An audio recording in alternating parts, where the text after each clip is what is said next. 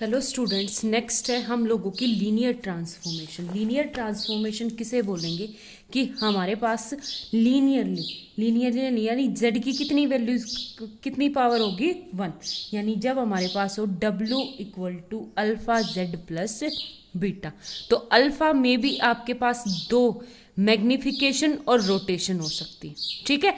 और बीटा क्या है आप लोगों का? ट्रांसलेशन। आई बात समझ में? तो जैसे हमने किया था, आपका z प्लेन था, ठीक है, उसके बाद मैग्निफिकेशन, उसके बाद रोटेशन और उसके बाद ट्रांसलेशन। आगे बात समझ में? तो या तो मैं डायरेक्ट कहाँ से कि z प्लेन से डायरेक्ट यहाँ चले जाऊँ, वो होती मेरी linear transformation w equal to A Z plus beta. आई बात समझ में? या मैं पहले किसके पास जाऊं? मैग्निफिकेशन के पास, या पहले रोटेशन के बाद, उसके बाद थर्ड ट्रांसलेशन के बाद। ये भी हो सकता है कि मैं पहले रोटेशन करूं उसके बाद मैग्निफिकेशन, लेकिन लास्ट में ट्रांसलेशन। ट्रांसलेशन हमेशा लास्ट में होना चाहिए, ठीक है। क्यों? क्योंकि एक बात बताओ, मुझे प्लस बीटा ही ऐड करना है, तो अगर मैं पहले मैग्निफिकेशन कर देती हूँ, तो मैग्निफिकेशन करना है तो ये हो जाएगा z प्लस बीटा, फिर से मैं मैग्निफिकेशन करूंगी तो फॉर एग्जांपल आपके यहाँ से मुझे a से मल्टीप्लाई करना है, तो a आपके पास क्या हो जाएगा? z a plus beta a। ये हमारे पास सिंपल होना चाहिए था b।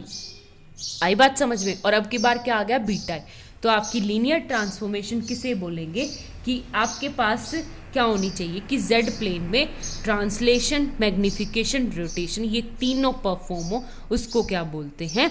लीनियर ट्रांसफॉर्मेशन, ठीक है। उसके बाद है आपके पास bilinear transformation. Bilinear का मतलब है कि जिसमें z, बाय लीनियर का क्या मतलब होता है? w equal to A Z plus B upon c Z plus d, where क्या है आपके पास? A b c d are complex number, ठीक है। ये चारों क्या है आपके पास? कॉम्प्लेक्स नंबर है। हमारे पास क्या होनी चाहिए कि bye linear transformation condition satisfy करनी है। आपके 2 नंबर में आता है ये बाय लीनियर ट्रांसफॉर्मेशन, और एमडीयू में 2-3 बार आया हुआ है, तो कैसे करते हैं वो देखो। इसको क्या बोलते हैं? पहली बात तो बाइलिनियर ट्रांसफॉर्मेशन भी बोल सकते हो, और आप क्या बोल सकते हो? मोबियस, पेन चलना बंद हो गया, मोबियस ट्रांसफॉर्मेशन, ठीक है। मोबियस ट्रांसफॉर्मेशन, उसका क्या मतलब होता है? W equal to A Z plus B and C Z plus D, ठीक है। तो इसको क्या बोलेंगे? अगर मैं इसको सिंप्लीफाई करूंगी तो इसकी अंदर मल्टीप्लाई करेंगे तो ये क्या आ गया? C Z W plus W D minus A Z, और ये क्या आएगा आपके पास? माइनस का बी इक्वल टू 0। इसे क्या बोलेंगे हम? बाइलिनियर ट्रांसफॉर्मेशन, जिसमें आपके पास W और Z दोनों में है। आगे बात समझ में कि जिसमें जो लीनियरली है वो W और Z दोनों है। हो गया क्लियर? इसको बोलते हैं। अब एक बात बताओ, इसके लिए कंडीशन क्या होनी चाहिए बाइलिनियर ट्रांसफॉर्मेशन के लिए कि मेरा फंक्शन एग्जिस्ट करेगा या नहीं करेगा? पहले तो ये बात। अब सबसे पहले कैसे करेंगे कि फॉर एग्जाम्पल मेरे पास W1 हो गया for A Z1 plus B upon C Z1 plus D, ठीक है। और W2 ले लूँ मैं यहीं पे W2 equal to A Z2 plus B upon C Z2 plus D, ठीक है। तो W2 दोनों इक्वल कब होंगे? जब मेरे पास W2 माइनस W1 करूँगी तो क्या होगी यहाँ से कंडीशन? डायरेक्ट मैं एल्शियम ही ले लूँ तो आपका क्या हो गया मेरे पास? C z one plus d into c जेड2 प्लस डी, ठीक है। और ऊपर अगर मैं इसकी मल्टीप्लाई करवाऊंगी तो किससे करवानी है मुझे? ए Z1 प्लस बी की मल्टीप्लाई किससे होगी? सी Z2 प्लस डी से, एंड बीच में माइनस क्या आ जाएगा? सी Z1 प्लस डी की वैल्यू किससे? ए Z2 प्लस बी से, ठीक है। आगे बात समझ में? तो इसका प्रोडक्ट करवाऊंगी, इनकी मल्टीप्लाई करवाऊंगी तो मेरे पास क्या आएगा यहाँ से वो देखो। नीचे CZ1 plus D as it is and CZ2 plus D as it is, और अंदर मल्टीप्लाई करो। सबसे पहले इसकी मल्टीप्लाई कराऊंगी तो AZ1 Z2 AC Z1 Z2, फिर प्लस ADZ1, फिर यहाँ से क्या आ जाएगा प्लस BC Z2। ठीक है, आगे बात समझ में। और यहाँ से माइनस क्या आ गया मेरे पास, ये 2 टर्म हुई, 4 टर्म होनी चाहिए, प्लस BD। ठीक है, और ये क्या आएगा मेरे पास minus CZ1 Z2 and A। ठीक है, और अंदर मल्टीप्लाई करोगे तो माइनस CZ1 B, और वो उसकी प्लस का DAZ2। ठीक है, और माइनस का BD, यानी ये माइनस का आ जाएगा। तो देखो BD से BD कट गया, और ये यहाँ पे क्या बन गया मेरे पास, किससे ये कटेगा, ये हो गया मेरे पास AZ1 Z2 से ये कट गया।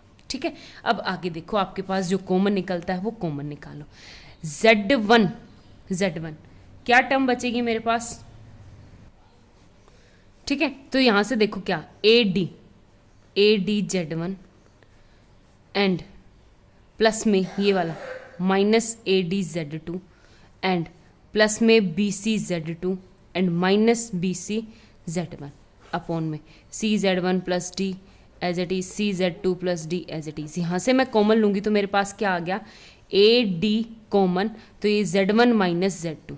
ठीक है, यहाँ से मैं माइनस कॉमन लूँगी BC, तो ये क्या आ जाएगा Z2 माइनस Z1, और नीचे ये बिल्कुल एज इट इज़, इसको मैं नहीं लिखी, तो यहाँ से Z1 माइनस Z2 और into AD minus BC upon में वो सेम। तो एक बात बताओ, इक्वल टू 0 लेना है, तो इसने कहा कि ये टर्म तो आपके पास कोई भी 0 नहीं हो सकती। इक्वल टू जब 0 होगा जब मेरे पास AD minus BC is not equal to क्या हो 0। ठीक है, और AD माइनस BC का अगर मतलब बताओगे कि यानी W2 आपके पास W1 के इक्वल कब होगा, जब if AD minus BC is not equal to 0।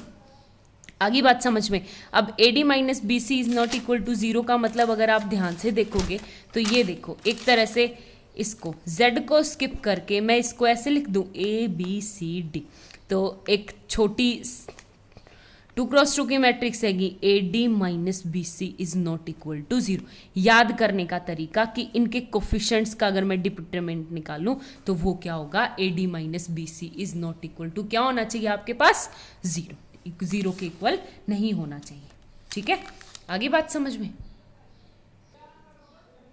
ठीक है, अब एक बात बताओ, यहाँ से मैंने डिटरमिनेंट निकाल लिया, जब मैं AD माइनस BC निकालेंगे तो एक तरह से इसको क्या बोलते हैं, डिटरमिनेंट ऑफ ट्रांसफॉर्मेशन।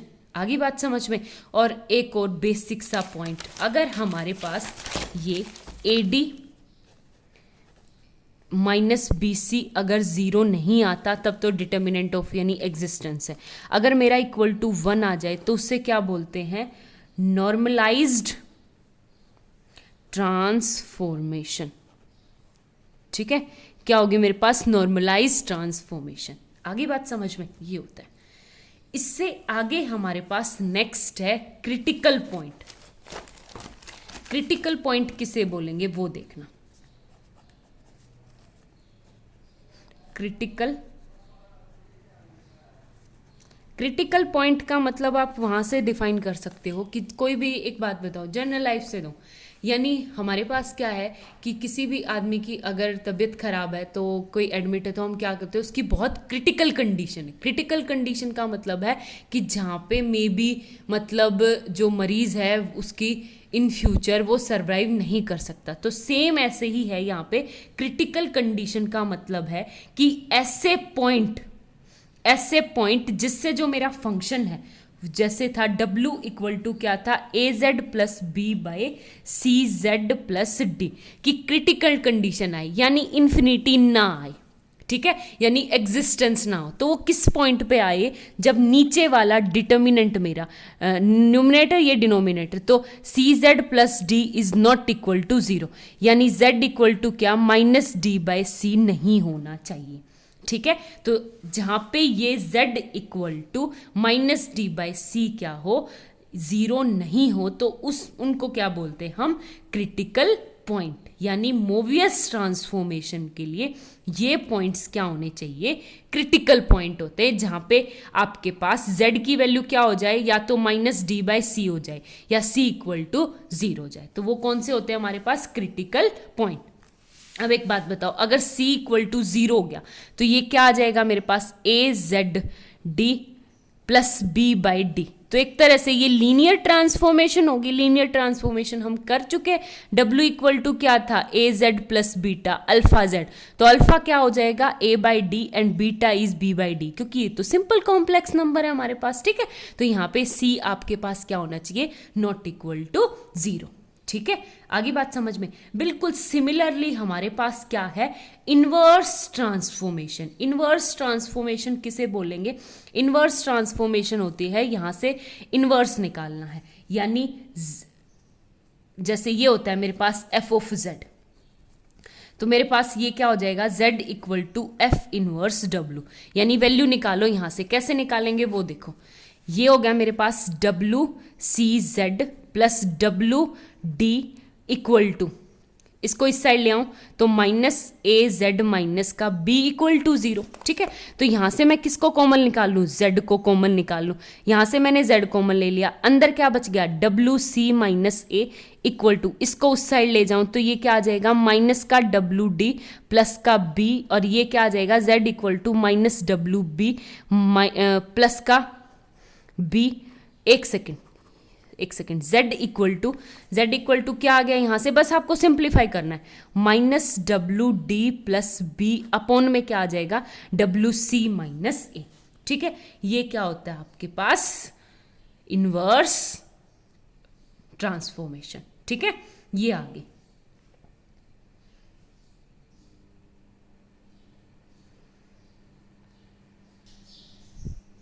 देखो नेक्स्ट है हमारे पास डेफिनेशन फिक्स्ड पॉइंट की। फिक्स्ड पॉइंट की डेफिनेशन कैसे करेंगे, देखो जैसे है मेरे पास W = AZ + B upon CZ + D। ठीक है, फिक्स्ड पॉइंट का मतलब है कि जैसे ये z प्लेन में कोई पॉइंट यहाँ पे है, सेम अगर मैं उसके ऊपर मैपिंग लगाती हूँ f(z) तो वापस पे वो इसी पॉइंट पे आएगा, यानी वो अपनी पोजीशन पे फिक्स है। यानी अगर ये 1 + आयोटा है तो ये यहाँ पे f(z) लगाने के बाद भी क्या आएगा, 1 + आयोटा।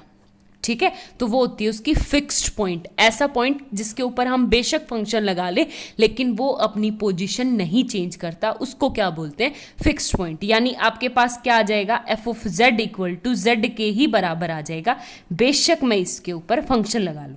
एक बात बताऊं, अब ये तो थी डेफिनेशन। सॉल्व करने का तरीका कैसे होता है कि आपका f(z) किसके इक्वल होता है, w के। तो निकालने का तरीका, यानी w को किससे रिप्लेस कर दूंगी मैं, z से।